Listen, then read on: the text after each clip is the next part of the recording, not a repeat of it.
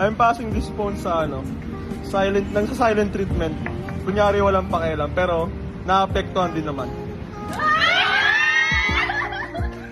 Kapal. Pwede ba passing leave? O, pwede pala positive, puro negative yung in-input niya sa isipan namin. So, lahat ng masama na gusto. Pwede bang ibalik dun sa ano?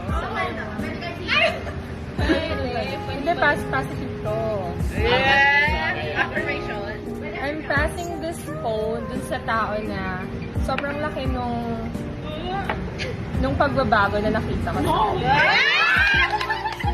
Especially yung yung personality tsaka how he treats siya yun. ng isang tao.